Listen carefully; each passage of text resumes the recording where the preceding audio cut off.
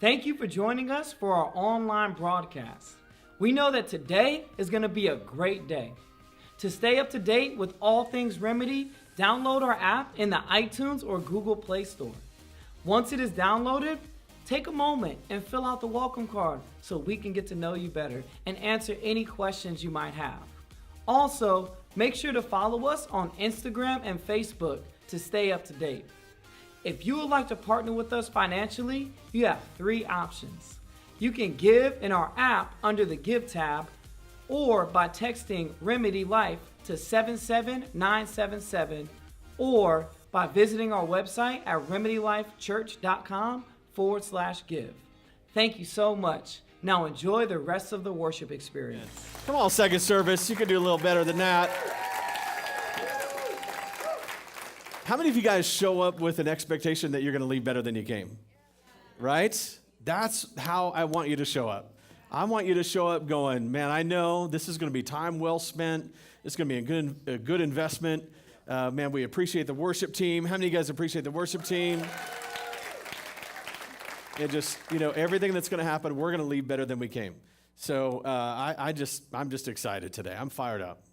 It's going to be a good day today, right? You guys ready? There's lots of good stuff going on. How many of you guys had a good week? Yeah, good. All right, good. How many of you are expecting a good week next week? Yeah, all right. If the person next to you didn't raise their hand, just lay your hands on them. Say, God, give them greater expectation. It's going to be a good week. Man, it's going to be a busy day today. It's been an awesome week. Some of you guys know my wife is away right now. She went to she was invited to be with a pastor that we admire greatly, who's the wife of Ron Carpenter, and so Hope Carpenter invited her to be with her while she's preaching in Florida. And man, she's been having a great time down there and just being with her, and they just had a great time being together. And this is so awesome because this is just a world-renowned preaching family, but just a great couple. And Pastor Ron was so awesome. He said, anytime that you will travel with my wife and just be with her while she's preaching, wherever in the world, whatever she's doing, he goes, I will pay your expenses. I will pay you to be with her. That's how much they've come to love her and just man, be with my wife. Hope loves our Pastor Nicole. Isn't that awesome? And it's just awesome. And these guys, man, it's amazing. I mean, the church is about 30,000 people. They travel all over the world. They do all kinds of stuff. And so it's just awesome to be able to have that opportunity. It's so great. And Pastor Hope is going to be out here, I think, in April. Yeah, she's coming out here. So that's going to be good. So you're all going to get to meet her, and that's really awesome because of their relationship, and that's really great. And then, so she flies in today to San Jose, and I'm heading down to San Jose because we got invited to Pastor Dick's birthday party. You guys know Pastor Dick, who pastors Jubilee in San Jose. And so his birthday party is today. And it was kind of embarrassing. If I could just tell you, I don't know if I should say this while we're streaming, but I'll say it anyway. And but it was kind of embarrassing because I found out a lot of people weren't invited. And so I was texting other pastors hey, see you at the birthday party. And they're like, what birthday party? And it's oh, shoot. So it's, but it's going to be a really great time. It's at his daughter's house, and some great preachers. He asked me if I could pick up, actually, when he invited me, he said, come to my birthday party, I'll pay your hotel, everything. Is well, great. And so there's other guys staying at the hotel. He's like, can you drive these guys? And these guys are all great preachers and stuff. And I'm like, man, I'd love to hang out with these guys.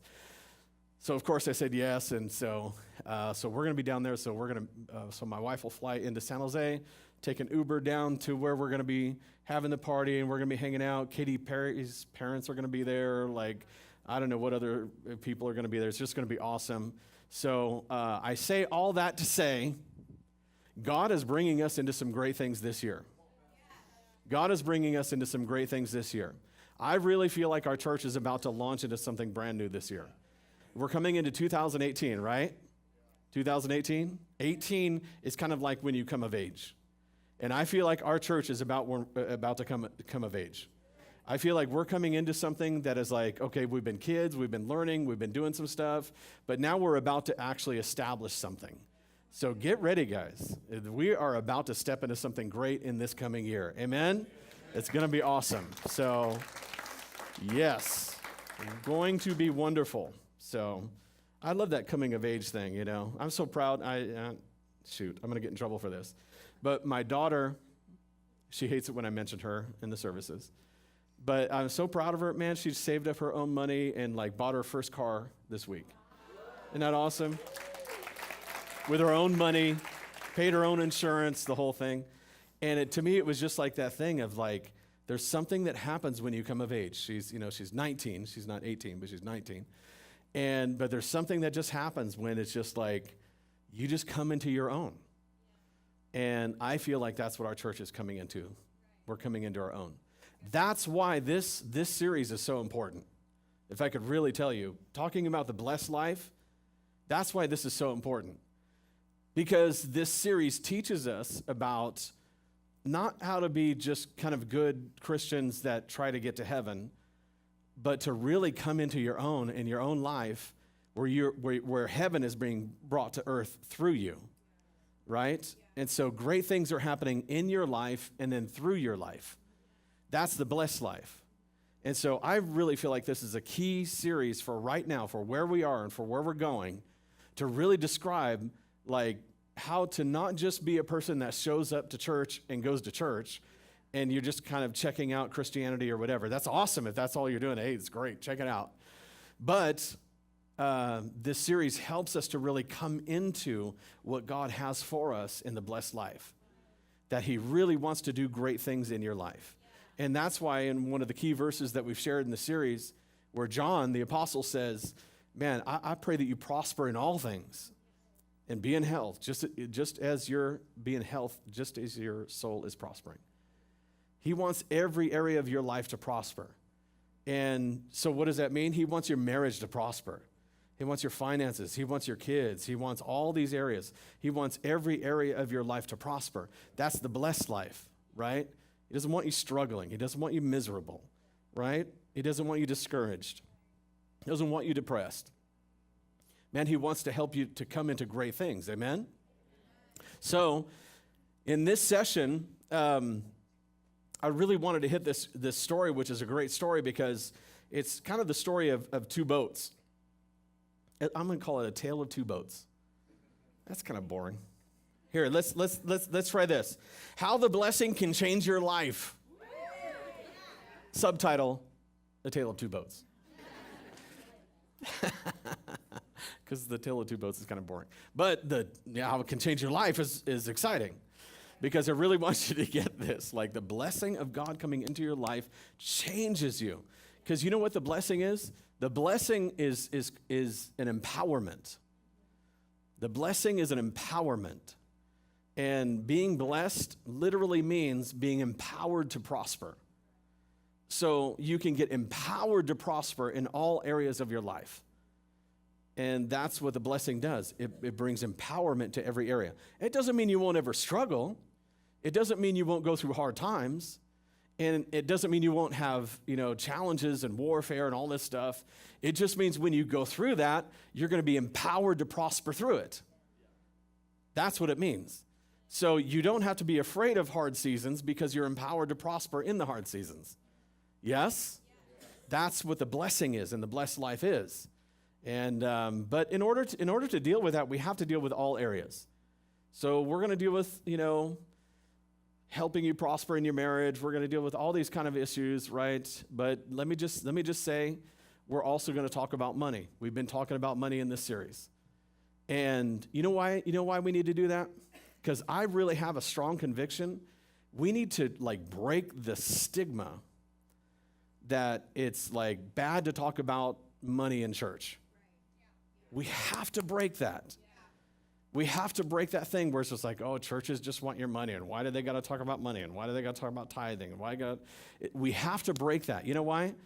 Because the enemy fights that area so much.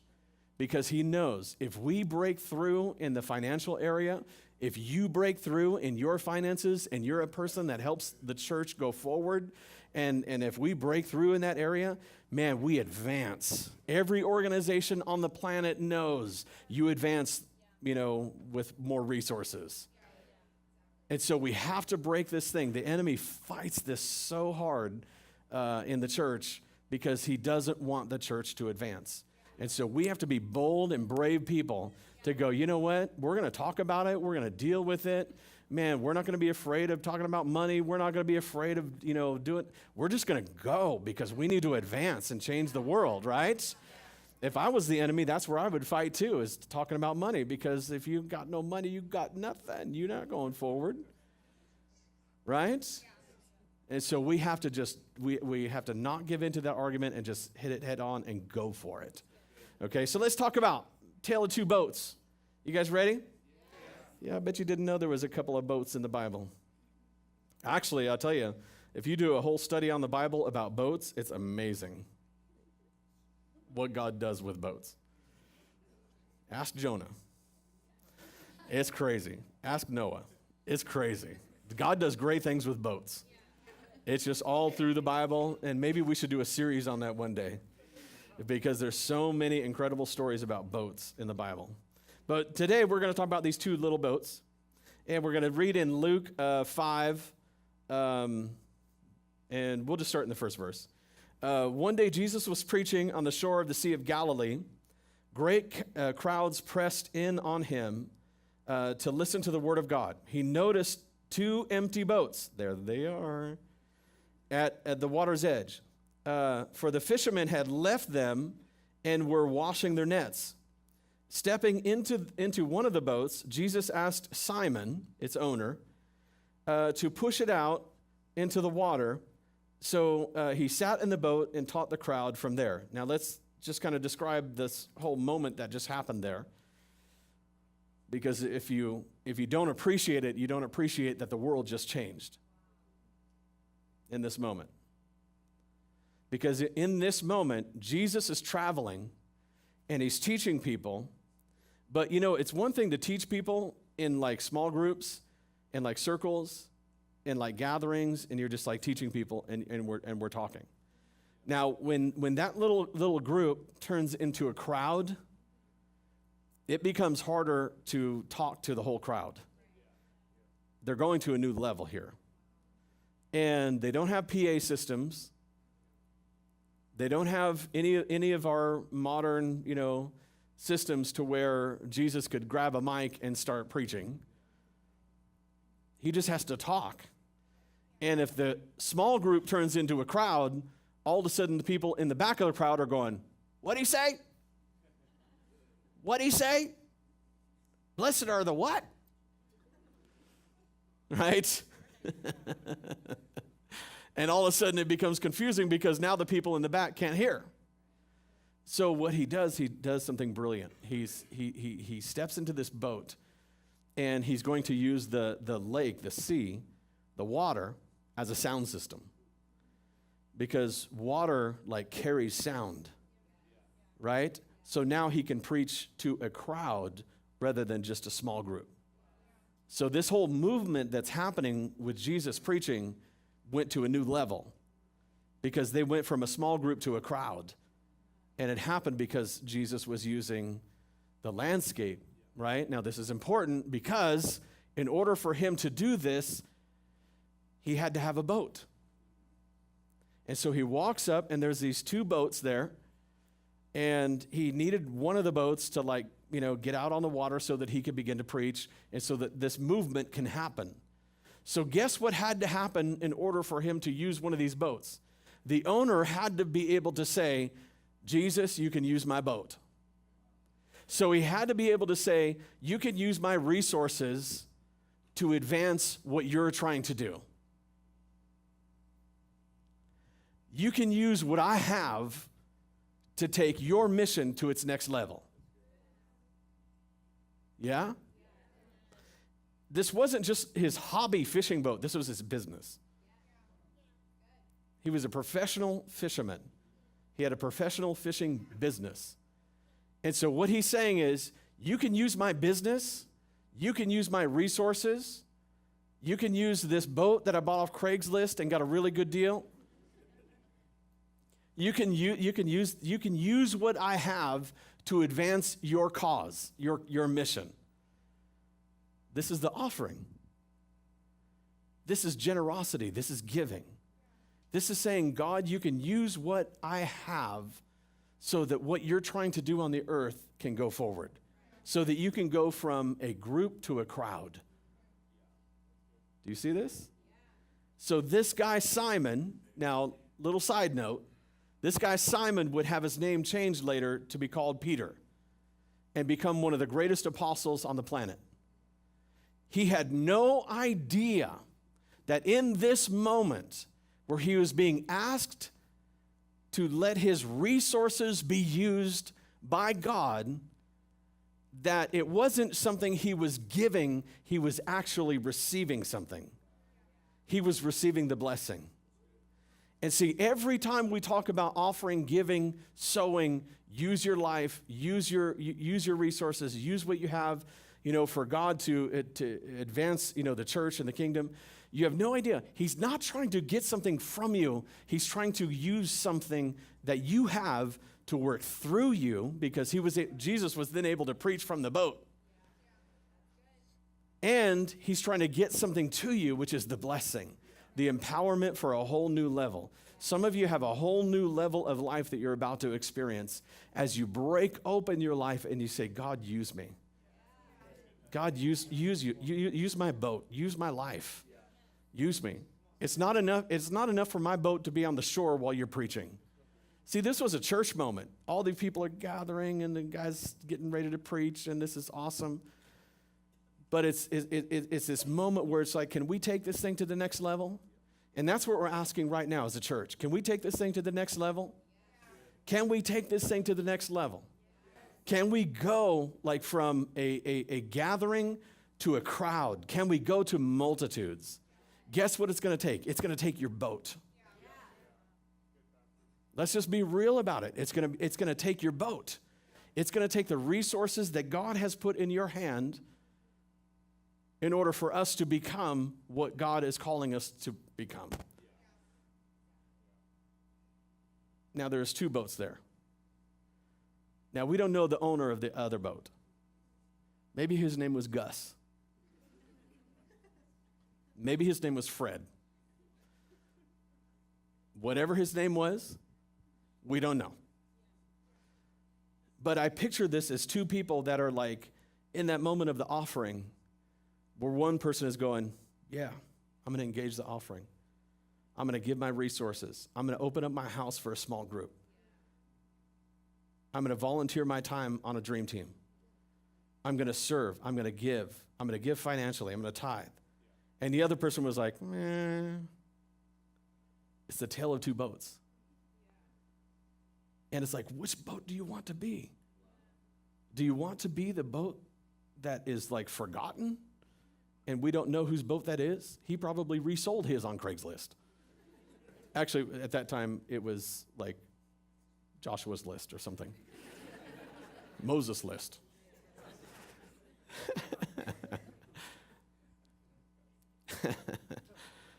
Or do you want to be the one that was like, use my life, God. Use my living room for a small group. Use my time to host. And it's just like, well, how am I supposed to host a small group? Like, I don't know how to do this stuff. Like, we'll provide, like, all the resources. We'll help. We'll do all this stuff. And so what happens is all of a sudden you become this boat that Jesus is preaching out of, right? You become this, right? And it's just like, I don't know how he's using me. I just let him in the boat. And now he's preaching. He just wants to get in your boat so that he can begin to use you and do great things through you. This guy is sitting here. He's just a fisherman that nobody knows. He's got his little sign, Simon's Fishing Business. And it's just, but now all of a sudden it becomes something that is reaching multitudes because he let Jesus use it. And that's what he wants to do with your life. And Jesus is really good at looking at your life and finding out where he can fit. I love the boat thing. I don't know. I kind of get distracted with this thing a lot. You know, Jesus getting in the boat with the disciples and Jesus walking on the water during the storm, Jesus sleeping in the boat. There's all these boat stories in the Bible because he's always looking for how can he impact your life? How can he work in your life? And he looks for that area where you have an empty boat. These guys were professional fishermen, and if you'll see this in the next part of the verse, it's really interesting. It says in verse 4, when he had finished speaking, he said to Simon, now go out where it is deeper and let down your nets to catch some fish. Master, Simon replied, we worked hard all night and didn't catch a thing. But if you say so, I'll let the nets down again. And this time, their nets were so full of fish, they began to tear. A shout for help brought the other partners in the other boat. See, now that other boat wants to show up. Anyway. And soon, both boats were filled with fish and on the verge of sinking. And this is awesome because here's Simon, like in his boat. Jesus is preaching, probably a great message. I mean, can you imagine Jesus like preaching? Man, I'm telling you, that is time machine worthy on its own. Just to go back and like, I'd like to hear Paul preach. That'd be awesome. You know, like you can go on tours, like there's ruins still where Paul preached and all this stuff. But man, to hear Jesus preach, I have a feeling he probably was never off. Wow, that wasn't very good. Crowd wasn't very engaged that time. Man, I have a feeling that every message was just, right? I mean, it's Jesus. So here he is preaching from the boat, and Peter's on the boat, and Jesus finishes, and then he's like, okay, let's go out and fish. Now, you have to understand in that part of the world, you don't fish in the daytime. It's hot. It's not Chico hot. It's Middle East hot, right? And so all the fish in the sea go down deep. And these guys don't have like deep sea fishing nets. They're literally throwing the nets. They're casting the nets. So they have to fish at night when all the fish come back up when it's cool, and they're eating the mosquitoes and the flies and everything right at the top of the water so that they can put the net in. And so Simon's going, we fished all night. This is how we do things. Teacher, fisherman, teacher, fisherman. This is how we do things. We fish at night, and we have fished all night and haven't caught anything. Here's the cool thing about this moment, is that because Simon gave, there was a blessing that came into his life. The problem is sometimes we don't know how to recognize the blessing. Because sometimes the blessing is counterintuitive into how we're used to doing things. And so God will give us the blessing in the form of wisdom or an instruction. And we won't recognize it because it's like, well, that's not how I do things. She yells at me, I'm going to yell back.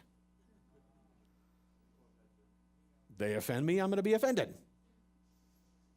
Right? It's counterintuitive. And God will give you wisdom. And instead of thinking, well, this is a good idea, you have to start looking and going, well, this is the blessing. That God is showing me a different way of doing things. He's showing me something that is going to change the way that I have been reaping the harvest, and he's going to bring in new stuff into my life because I got the blessing because I gave. And now he's going, okay, you help me bless them, now I'm going to bless you. You help me bless all of these people, expand my mission, do this. Guess what? You're going to get blessed in the process. And so now you get unconventional business ideas. Unconventional, like, strategies. New connections and resources. And it would be easy for you to look at those unconventional things and go, what? That's kind of different. No, that's the blessing. That's the blessing. because you're giving and you're volunteering and you're sowing and you're doing all the things. You're giving your boat for the kingdom, for Jesus to be able to advance his cause. He's going to bless that boat. That boat is your life. It's your life. Every time you look at the boat in the Bible, it's your life. And so now you start to see, wow, he's giving me some, instruction. Well, maybe I should forgive. Maybe I should, love when I'm not being loved back. Maybe I should. It's like whatever. It's like maybe I should be nice to my kid when they're being, rebellious. I ain't talking crazy talk. But it's like, it's like these unconventional things because he wants to change the way that you're living by bringing the blessing into your life. But if the blessing is not what you're used to, you won't recognize it when it comes because it'll be counterintuitive. You're fishing in the day instead of the night. It's counterintuitive. And so you can miss the blessing that he's wanting to bring into your life because you're being generous. Yes? I think there are a lot of you right now, and I feel this right now. This past week, there have been thoughts that have come to you, and there have been ideas that you have had that you just kind of dismissed because you didn't understand them. And God was actually trying to get the blessing into your life, but because it was something you didn't recognize, you didn't take advantage of it. I ain't fishing in the daytime. And what you have to do is come into this thing where you go, if you say so. If you say so. That's what they said. If you say so. If you say so, I'm going to do this. And I'm going to trust the blessing rather than my own understanding. I'm not going to lean on my own understanding. I'm going to trust the blessing. Some of you are here today because that idea came to you that you need to be in church today. Why do I need to go? It's like I could sleep in, I could watch. You had all these other, and it was counterintuitive. But now you're understanding that thought that came to you was actually God trying to bless you, to get you into this place where you could hear some truth to go, wow, okay, he's trying to do some things in my life, and I'm running some old patterns that are keeping him from doing things in my life, and I need to learn the blessed life. I need to learn how he is trying to, rewire me and do different things in my life so that I can get a different result. If you keep fishing at night when the fish aren't biting, you're going to keep getting an empty net. I've tried so hard, Pastor, I fished all night. I've gone to every counselor, and we're still a mess. Right? I fished all night. I've tried everything. And it's just and you're just frustrated because you're trying everything and nothing's working. And God's going, but the blessing will work. But you got to get the blessing in your life. You have to get how do you get the blessing in your life? Get Jesus in that boat. Get him in that boat. Get him in your life. Allow him, to use you to lead a small group, to use you to give financially because that's the resources. They took money to buy that boat off Craigslist. I'm sorry, Joshua's list. Right? It's use your resources, use everything. And you'll be surprised, number one, what God does through you. It'll blow you away, what God does through you. But it's going to blow you away what God's going to do in you. He's going to bless you. Now, what's awesome, and we'll wrap up with this, what's awesome about this story is that this group of fishermen that were gathered there, and you could read this if you read the chapter, and I encourage you to do that, how they were all being encouraged and challenged to do things that were unconventional, and how much it didn't just affect Simon, it affected all of them. It affected the whole group. And sometimes people are watching you that you don't know that they're watching you. There's a couple in our church that are just a wonderful couple. They're really awesome. And they had this moment where they were challenged to do something unconventional in terms of giving. And they saw some incredible results, but it didn't just affect them. It affected the people that were around them. It's really awesome. Let's watch their story real quick. Hey Remedy, my name is Jahai, and this is my beautiful wife, Blake.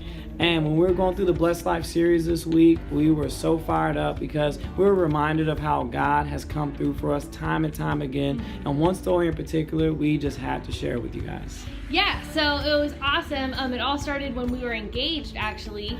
It was a month before our wedding, and we were in escrow for this house. This one right here. I know, it was really awesome, except for in that month we were in escrow, planning for our wedding, planning for our honeymoon. We were both working, we were both volunteering, so it was a crazy month. Definitely don't recommend doing all that at the same time, but it worked out nicely for us in the end, which was great. So anyway, when we first moved in, there was carpet on the floor, and it was not nice fluffy awesome carpet. It was super, super disgusting, dirty, grimy, I didn't even want to walk in the house without my shoes on kind of carpet. And so we decided to rip it up because it was that disgusting. And so you're so cute. And so anyway, we ripped it up. So there was just concrete on the floor. And so then we had saved aside some money for new flooring, and we wanted new laminate floors for the whole entire house. So it was gonna be super awesome. But then one of the cameras that we use at church for filming video testimonies and stuff like that ended up breaking. And so we were feeling like God was wanting us to use the money that we had set aside for the floors to buy the church a new camera. Yeah. And so we did that, and it was seriously super awesome. It felt so good. We love giving, and so it was really fun to give that away. Right. And then so that used about half the money that we needed for the flooring. And then just weddings and stuff, there was just a couple extra expenses that we weren't expecting. And so we ended up not having any money left for the flooring by the time that we got married and were supposed to move in.